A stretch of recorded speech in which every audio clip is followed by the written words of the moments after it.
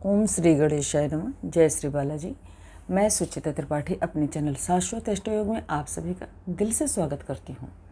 मकर राशि वालों के लिए मई का महीना 2025 कैसा रहेगा, वीडियो को शुरू करने से पहले आप सभी से अनुरोध करूँगी कि वीडियो अगर पसंद आए तो प्लीज़ वीडियो को लाइक करें, चैनल को सब्सक्राइब करें, फ्रेंड्स एंड रिलेटिव्स के साथ ज़्यादा से ज़्यादा शेयर करें। आप सभी का सपोर्ट और सहयोग से मेरा मनोबल बढ़ता है, तो अपना सपोर्ट और सहयोग बनाए रखें। तो मकर राशि वालों के लिए मई का महीना किस तरह से जाने वाला है। शनि के 7.5 ख़त्म हो गई है। शनि दूसरे स्थान से तीसरे स्थान में आ गए हैं। 7.5 तब लगती है जब शनि 12वें राशि से, चंद्र राशि से 12वें रहते हैं 2.5 साल वो लग्न में रहते हैं और 2.5 साल वो दूसरे घर में रहते हैं। तो शनि की 7.5 बदल चुकी है, आपके उससे उतर चुकी है। ग्रहों की स्थिति ऐसी रहेगी कि आपके लग्न के और आपके धन भाव कुटुंब भाव के स्वामी शनिदेव आपके पराक्रम हाउस में राहु के साथ और शनि शुक्र के साथ और बुध के साथ युति करके बैठे हुए हैं। आपके कुंडली के चौथे घर में आपके 8वें घर के स्वामी आपके चौथे घर में बैठे हुए हैं। गुरु आपके व्यय स्थान के स्वामी हैं, प्लस आपके पराक्रम स्थान के स्वामी हैं और आपके पंचम स्थान में संतान भाव में बैठे हैं। मंगल आपके चतुर्थेश हैं 4th हाउस के और 11th हाउस के लॉर्ड होकर आपकी कुंडली के 7th हाउस में, जहाँ से हम बिजनेस, व्यापार, लाइफ पार्टनर आदि का विचार करते हैं, वहाँ पर बैठे हैं। केतु आपके भाग्य भाव में बैठे हुए हैं। तो क्या स्थिति है, ग्रहों का परिवर्तन भी होगा, वो भी बात मैं आपको बताऊंगी। पहली बात मैं आप सभी से बता दूं कि ये जो गोचर का फल है वो कुंडली की महादशा, अंतरदशा और प्रत्यंतर दशा के अकॉर्डिंग ही फल दे सकती है। अगर कि कुंडली में महादशा, अंतरदशा, प्रत्यंतर दशा बहुत अच्छी चल रही है तो ये गोचर भी बहुत अच्छे फल देते हैं। अदरवाइज़ कुंडली में महादशा, अंतरदशा और प्रत्यंतर दशा खराब चल रही होती है तो ये गोचर जो है उसी के अकॉर्डिंग खराब फल देते हैं। मतलब अगर कि वहाँ पे अंतरदशा, महादशा, अंतरदशा, प्रत्यंतर दशा अच्छी है तो ये गोचर खराब होकर भी खराब फल नहीं दे सकते, और अच्छे हैं तो मॉडरेट कर देते हैं। अब बात करें आपके हेल्थ की, तो लग्न और पराक्रम भाव के स्वामी लग्न और कुटुंब भाव के स्वामी पराक्रम स्थान में चले गए हैं, तो स्वास्थ्य आपको थोड़ा सा पराक्रमी बनाएंगे। शोल्डर साथ में है, आपको थोड़ा सा दिक्कत हो सकती है, कभी हेडेक की प्रॉब्लम हो सकती है, सर दर्द, माइग्रेन जैसी परेशानियों से आपको सामना करना पड़ सकता है। पेट से जुड़ा अगर कोई प्रॉब्लम आपको है तो, या महादशा, अंतरदशा उसके अकॉर्डिंग चल रही है तो पेट से जुड़ी आपको परेशानी हो सकती है, क्योंकि आपके 5th हाउस के लॉर्ड जो हैं वो आपके 3rd हाउस में चले गए हैं। यहाँ से हम पेट का विचार करते हैं, वो राहु और शनि के साथ हैं, प्लस उनके साथ आपके रोग ऋण भाव के स्वामी जो हैं बुध भी बैठे हुए हैं, केतु की दृष्टि है। तो इस हिसाब से हेल्थ से जुड़ी कुछ न कुछ समस्या आपको आ सकती है। मंगल जो है आपके लग्न को देख रहे हैं तो सर दर्द आदि की समस्या आपको दे सकते हैं। नेत्रों में, आँखों में जलन या गले के रोग आदि देने की संभावना बना सकते हैं, तो स्वास्थ्य के लिए बी केयरफुल, थोड़ा सा ध्यान रखें। आपके एजुकेशन की बात अगर करते हैं, जैसे आपका एजुकेशन या आपकी संतान की एजुकेशन, क्योंकि एजुकेशन का विचार तो 5th हाउस से ही करेंगे और संतान का विचार भी 5th हाउस से होता है। तो एजुकेशन आपका है या आपकी संतान का है, वो किस हिसाब से फल देगी उसके बारे में विचार करते हैं। आपके 5th हाउस के जो लॉर्ड बनते हैं वो शुक्र देव हैं, राहु के साथ बैठ के तीसरे घर में पराक्रमी तो बनाते हैं, लेकिन कभी कभी दोस्तों की वजह से मन इधर उधर भटक सकता है, कभी कभी कन्फ्यूज़न की स्थिति होती है, कभी कभी काम करते करते मन भटक जाता है, रुक जाता है, या कभी स्लोनेस आ जाती है। तो डिसअपॉइंट होने की ज़रूरत नहीं है। राहु जो है वो अपना गोचर चेंज करने वाले हैं, वो यहाँ पे 18 तारीख को आ जाएंगे और केतु यहाँ पर आ जाएंगे। केतु जब यहाँ से यहाँ पर दृष्टि डालना बंद करेंगे तो स्थिति में थोड़ी सी चेंजेस आपको देखने को मिलेगी। जब आपके जो राहु यहाँ पे आएंगे तो यहाँ पर बैठ के उनकी जो दृष्टि होएगी वो आपके 6th हाउस पे कंपटीशन वाले भाव पे होएगी। इसके साथ साथ उनकी दृष्टि 8वें घर पे होएगी और 8वें घर के अलावा 11वें घर पे उनकी 8वें घर के अलावा 10वें घर पे दृष्टि होएगी। तो आप थोड़ा सा कंपटीशन या करियर के मामले में बदलाव करने का सोच सकते हैं, लेकिन वो बदलाव कितना फ्रूटफुल रहेगा वो कुंडली की महादशा, अंतर्दशा और प्रत्यंतर दशा बताती है।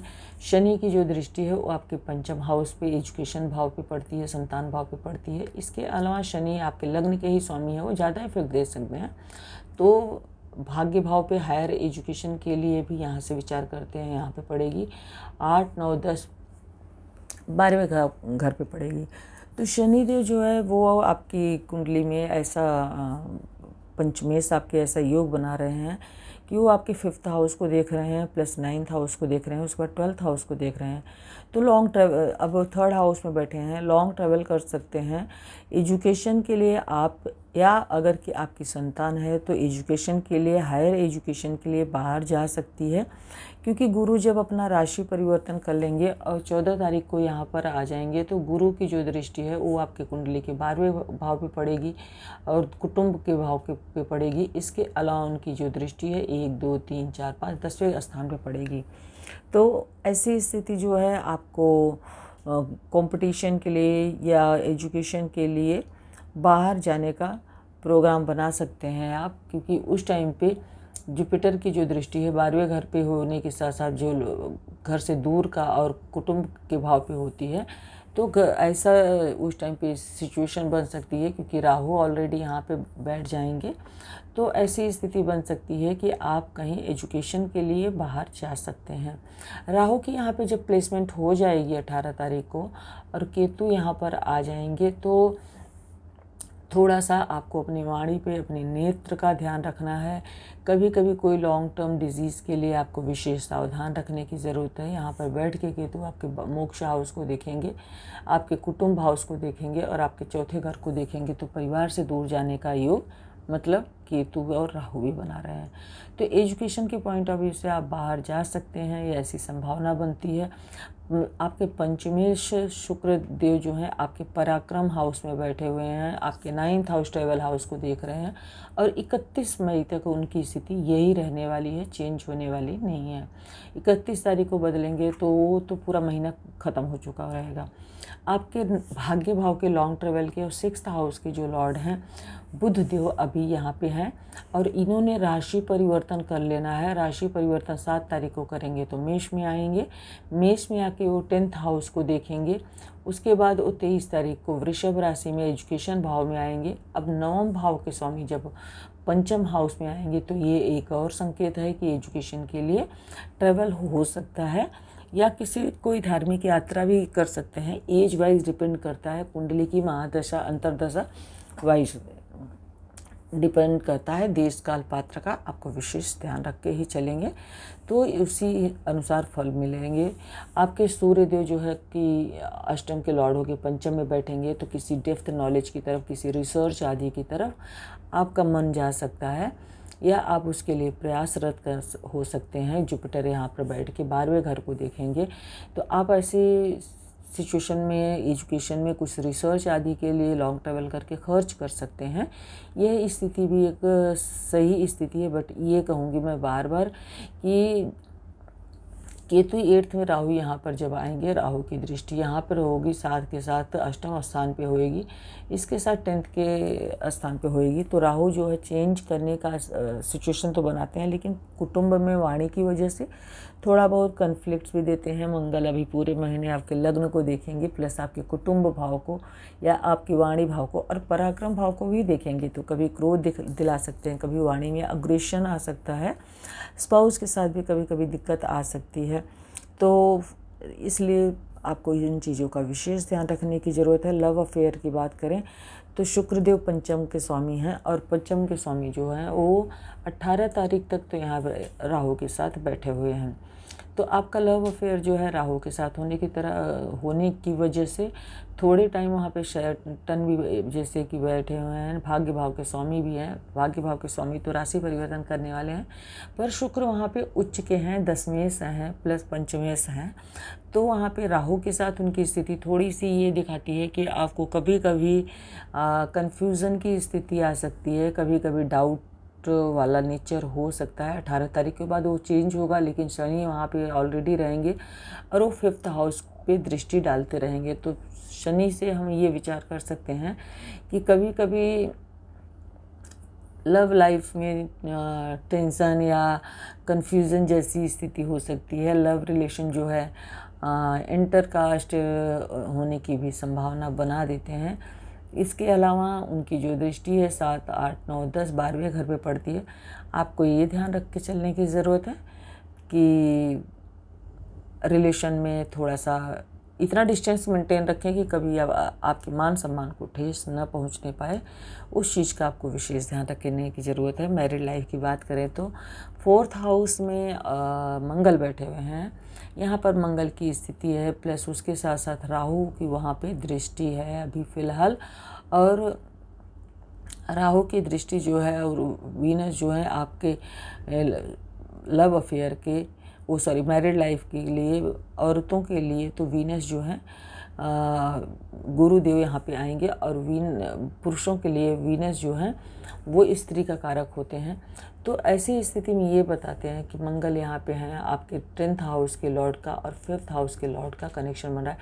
आपका लव अफेयर जो है आपके वर्क प्लेस से हो सकता है, वर्क प्लेस से जुड़ा हो सकता है, फ्रेंड सर्कल्स में भी होने की संभावना बनती है।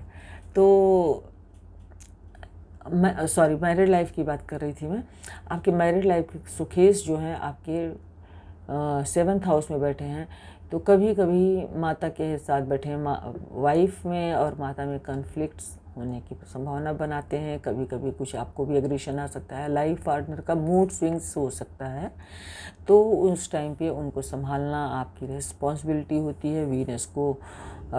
वीनस की राशि को शनिदेव देख रहे हैं। इसके अलावा गुरुदेव जब यहाँ पर आ जाएंगे, गुरुदेव आपके द्वादशेष हैं, मैरिज के लिए उनको बहुत ज़्यादा विचार किया जाता है। तो यहाँ पर बैठ के वो आपके 10th स्थान को देखेंगे, 10वें भाव को। कर्म से कर्म आपका मैरिड पार्टनर जो है वो कर्मठ हो सकता है, कर्म कर सकता है, वर्क के लिए बाहर जा सकता है। पर यहाँ पे एक चीज़ का विशेष ध्यान रखें कि गुरु 7th से 12th आएंगे, तो लाइफ पार्टनर को लेके कुछ हेल्थ से जुड़ी कोई उनको समस्या ना हो, उस चीज़ का आपको विचार करके चलना पड़ेगा। तो इस चीज़ का विशेष ध्यान रखें। प्लस आपके सूर्य जो हैं 5वें स्थान में आएंगे, पित्त आदि बढ़ाने का कार्य कर सकते हैं आपको, या पेट से जुड़ी कोई समस्या देने का काम कर सकते हैं। तो उस चीज़ से भी आपको संभल के रहने की ज़रूरत है। मैरिड लाइफ में तनाव ना हो, उस चीज़ का आपको ध्यान रखने की ज़रूरत है। 18 तारीख को उसके बाद भी राहु की प्लेसमेंट जब यहाँ पे हो जाएगी तो वो स्थिति भी बहुत अच्छी नहीं कह सकते हैं। राहु कुटुंब के भाव में, परिवार के भाव में बैठते हैं अगर के, तो कई बार वाणी की वजह से राहु केतु यहाँ पे आ जाएंगे। तो आप समझ ही रहे हैं कि केतु आपके ससुराल के घर में होंगे और राहु आपके परिवार के घर में होंगे। तो ऐसी स्थिति में कोई परिवार में कोई कन्फ्लिक्ट ना हो, उसका आपको विशेष ध्यान रखने की ज़रूरत पड़ती है। वाणी की वजह से कोई परेशानी ना हो। केतु यहाँ पे बैठेंगे तो आपके मोक्ष हाउस को देखेंगे, प्लस आपके धन भाव को देखेंगे और आपको चतुर्थ हाउस को देखेंगे। तो कोई धार्मिक यात्रा भी आप ट्रैवल कर सकते हैं उस टाइम पे। जॉब की बात करें तो जॉब के लिए मंगल या 10वें आपके जो हैं वो अभी यहाँ पे शुक्रदेव बैठे हैं पराक्रम हाउस में। उनका कर्म का संबंध पराक्रम से बन रहा है, तो आप पराक्रमी रहेंगे। कभी कभी राहु के वजह से आपको स्थिति थोड़ी सी कन्फ्यूज़न वाली दिख सकती है। प्लस सूर्य है तो शनि है तो थोड़ा सा आपको डिले जैसी समस्या देखने मिल सकती है। सूर्य की सामने दृष्टि है तो आपको हाई पोजीशन दिला सकते हैं, लेकिन थोड़ा सा डिले के बाद, थोड़ा सा कन्फ्यूज़न के बाद। उसके अलावा जो है गुरु जब यहाँ पर आ जाएंगे, गुरु यहाँ पे आएंगे तो आपके 10th हाउस को 1 2 3 4 5 देखेंगे। तो 14 मई के बाद स्थिति ये हो सकती है, आपको चेंज ऑफ जॉब हो सकता है, अपॉर्चुनिटी मिल सकती है। तो उस टाइम पे वो स्थिति थोड़ी अच्छी मानी जाएगी। आपके 4th हाउस के लॉर्ड जो हैं वो चंद्रमा बनते हैं। 4th हाउस पे किसका किसका एस्पेक्ट है? अभी तो 4th हाउस पे राहु का एस्पेक्ट है, और राहु के एस्पेक्ट के साथ साथ केतु जब यहाँ पे आएंगे तो 7 8 9 यहाँ से देखेंगे तो 7th हाउस बहुत ज़्यादा एफिलेक्टेड नहीं है, पर मंगल है वहाँ पे। तो पूरे महीने अगर कि आप बिज़नेस करते हैं तो थोड़ा सा आपको संभल के रहने की ज़रूरत है, क्योंकि यहाँ पर बैठ के आपके कर्म भाव को, आपके लग्न को और आपके धन भाव को देखेंगे तो थोड़ा सा संभल के चलने की ज़रूरत है। मंगल अग्रेशन देते हैं, कई बार अग्रेशन में डिसीज़न हमारे गलत हो जाते हैं, क्योंकि राहु का जो वहाँ पे एस्पेक्ट है 18 तारीख तक, तो कई बार हमारे डिसीज़न जो हैं वो गलत हो जाते हैं। इन्वेस्टमेंट हमने जो किया है उस इन्वेस्टमेंट में कई बार लॉस होने की संभावना बन सकती है, क्योंकि अष्टमी से होकर सूर्य अभी चतुर्थ में है आपके, उसके बाद वो पंचम स्थान में आ जाएंगे बुद्धि विवेक के घर में, उनका आना ठीक है, पर उसके बाद भी अष्टमी से पंचम में आएंगे तो कई बार आप बहुत डेप्थ तक सोच पाएंगे, और कई बार राहु यहाँ पे कन्फ्यूज़न क्रिएट कराते रहेंगे, तो इसकी वजह से आपको सोचने में समस्या आने की संभावना बनती है। प्लस बुद्धि का विचार, ज्ञान का विचार हम गुरु से करते हैं, गुरु आपके सप्तम से 12वें में रहेंगे, तो कोर्ट कचहरी जैसी समस्या न हो। व्यय जो आप करते हैं आपसे व्यय स्थान को देखेंगे, कर्म स्थान को देखेंगे, तो आप जो व्यय करेंगे उस पर थोड़ा सा फोकस करके करिएगा, क्योंकि तीसरे भाव के भी स्वामी हैं, शनि की वहाँ प्लेसमेंट है, तो थोड़ा सा आपको संभल के चलने की ज़रूरत है। हालांकि व्यापार के जो स्वामी बनते हैं वो अपने खुद के घर को देख रहे हैं, बाद में 7 तारीख को आपके 4th हाउस में आएंगे, कर्म स्थान को देखेंगे, उसके बाद वो आपके पंचम स्थान में बुध का आना और उनका एकादश हाउस को देखना, तो बिजनेस व्यापार से थोड़ा सा लाभ दिलाने का काम कर सकते हैं। आप थोड़ा सा ज़्यादा विचार करके, जब 9th के लॉर्ड 5th हाउस में आ जाएंगे तो ज़्यादा विचार करके सोच समझ के कार्य करने का आपकी क्षमता बढ़ सकती है। फादर के हेल्थ का और मदर के हेल्थ का विशेष ध्यान रखने की आपको ज़रूरत है। आपको कौन कौन सी डेट पे थोड़ा सा ज़्यादा अलर्ट रहना है? 1 2 28 और 29 तारीख को आपके चंद्रमा जो है आपके यहाँ पे मिथुन राशि में 6th हाउस में रहेंगे। रोग ऋण शत्रुओं से, बीमारी से आपको बच के रहने की ज़रूरत है। लाइफ पार्टनर को हेल्थ से जुड़ी कोई समस्या आ सकती है उस टाइम पे, तो ये इन डेट्स पे आपको थोड़ा सा संभल के चलने की ज़रूरत पड़ती है। उसके बाद 5 और 6 तारीख को अष्टम में जब चंद्रमा आएंगे तो 7th हाउस के लॉर्ड का अष्टम हाउस में जाना, लाइफ पार्टनर की हेल्थ को यहाँ भी चैलेंजेस आने की संभावना बन सकती है। लेडीज़ को पीरियड्स आदि से जुड़ी हुई टेंशन आने की संभावना बन सकती है। उसके अलावा जब जो चंद्रमा यहाँ पे 15 और 16 तारीख को 12वें घर में आएंगे, नींद से जुड़ी आपको समस्या दे सकते हैं। प्लस इसके साथ साथ आपको कई बार छोटे भाई बहनों के या अपने कार्य क्षेत्र को, फ्रेंड्स आदि को लेके कुछ धन आदि भी व्यय कराने का कार्य कर सकते हैं। ये आपका इस महीने का मई का राशिफल रहा। एकादशी का व्रत, पहले बात मैं एक बात बता दूँ, हुई है सोई जो राम रचि राखा को कर तरह बढ़ाओ ऐसा खा, तो होगा तो वही जो ईश्वर ने रच रखा है।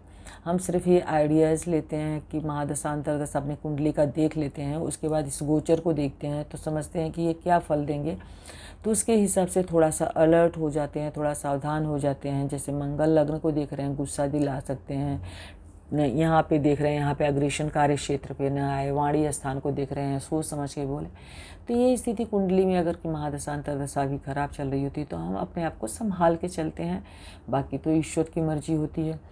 एकादशी का व्रत जो है 8 और 23 तारीख को है, तो 8 और 23 तारीख को आप श्री हरि विष्णु की आराधना कर सकते हैं। अभी आपको 14 तारीख तक आपके पंचम हाउस में बैठे हुए हैं, आपके लाभ भाव को देख रहे हैं, और उसके बाद आपके 6th हाउस में आएंगे, और 6th हाउस में आके 6th हाउस में भी जुपिटर बहुत अच्छे नहीं माने जाते हैं, तो मैं बहुत अच्छा नहीं कहूँगी। 1 साल आपको संभल के रहने की ज़रूरत रहेगी। जब अक्टूबर के महीने में वो राशि परिवर्तन यहाँ करेंगे और 2 महीने तक यहाँ रहेंगे, तो वो स्थिति बेसिकली आपके लिए अच्छी रहेगी, क्योंकि तब वो एकादश हाउस को और अपने खुद के घर को या आपके लग्न को देखेंगे, तब वो स्थिति अच्छी रहेगी। लेकिन दोबारा वो वापस इसी राशि में आ जाएंगे, तो बीच के 2 महीने का समय आपके लिए उपयुक्त रहेगा। लेकिन फिर भी ओम नमो भगवते वासुदेवाय मंत्र का जाप आपके लिए काफ़ी अच्छा रहेगा। इसके अलावा प्रदोष 9 और 24 तारीख को है। चंद्रमा आपके सप्तमेश बनते हैं। शिव जी की आराधना करें, शिव जी को जल चढ़ाएं। अगर आप नहीं चढ़ा सकते हैं तो आपके लाइफ पार्टनर को बोलें कि वो शिव जी को प्रदोष काल में या मॉर्निंग में, हम सभी जानते हैं, 1 लोटे जल में थोड़ा सा दूध डालना है, काला तिल डालना है, तांबे का लोटा नहीं लेना है, दूध डालना है, अगर के तो स्टील वगैरह का लोटा लेना है, और धीरे धीरे ओम नमः शिवाय मंत्र का जाप करें। शिव का पंचाक्षरी मंत्र है, इसके काफ़ी बेनिफिट होते हैं, पर धीरे धीरे जल बोलते हुए ओम नमः शिवाय चढ़ाना है। फटाफट जल नहीं डाल देना है। पूर्णिमा आपके लिए चंद्रमा मन के कारक होते हैं, 7वें घर में बैठे हैं। लाइफ पार्टनर का मूड स्विंग्स होना आपको कई बार परेशान कर सकता है। उनको बोलिए कि पूर्णिमा वाले दिन चंद्रमा को अर्घ्य अवश्य दें। आपके भाग्य के और 10वें भाव के स्वामी शुक्र देव बनते हैं, तो माता लक्ष्मी को खीर का भोग लगाएं। अमावस्या वाले दिन आप, जैसा कि राहु आपके 2nd हाउस में है, कि शनि आप मतलब 2nd हाउस में आने वाले हैं, और शनि आपके 3रे घर में पूरे 2.5 साल रहने वाले हैं। अमावस्या वाले दिन सर से 7 बार एंटी क्लॉकवाइज नारियल को अपने फैमिली मेम्बर्स को उतार के चलते हुए जल में प्रवाहित कर देना है। एंड देन उसके बाद अगर कि जल नहीं है वहाँ पे आसपास में, तो शिव जी के मंदिर में शिवलिंग के पास रख दें, या पीपल के पेड़ के नीचे प्रार्थना करके श्री हरि विष्णु को रख दें कि मेरे घर में जितने भी परेशानियाँ हैं, जो भी तकलीफ़ आने वाली है या फ्यूचर में भी, मेरे परिवार की, मेरे बच्चों की हमेशा रक्षा करें, या मेरे घर में धन धान्य की वृद्धि करें। और पूर्णिमा और अमावस्या वाले दिन घी का दिया जलाकर घर के मेन दरवाजे पे शाम को, या तुलसी में, दोनों जगह में से कहीं एक जगह पे रखना बहुत बेनिफिट देता है। तो ये छोटे छोटे उपाय हैं जो आप करेंगे तो आपके लिए अच्छा है। श्री हनुमान चालीसा का पाठ आप डेली नियमित रूप से करें, वो आपके लिए काफ़ी फ्रूटफुल रहेगा। इसके अलावा अगर कि लक्ष्मी जी का पाठ आप कर सकते हैं, श्री सूक्तम या कनक धारा स्त्रोत का पाठ, तो वो भी आपके लिए काफ़ी बेनिफिशियल रहेगा, क्योंकि शुक्र जो है वो आपके पंचमेश और आपके 10वेश हैं, तो उनकी आराधना भी आपके लिए बहुत फ्रूटफुल रहेगी। ये रहा मेरा आज का वीडियो। अगर वीडियो पसंद आता है तो वीडियो को लाइक करें, चैनल को सब्सक्राइब करें, अपने फ्रेंड्स और रिलेटिव्स के साथ शेयर अवश्य करें। आप सभी का बहुत बहुत धन्यवाद। श्री हरि विष्णु आप सभी का कल्याण करें।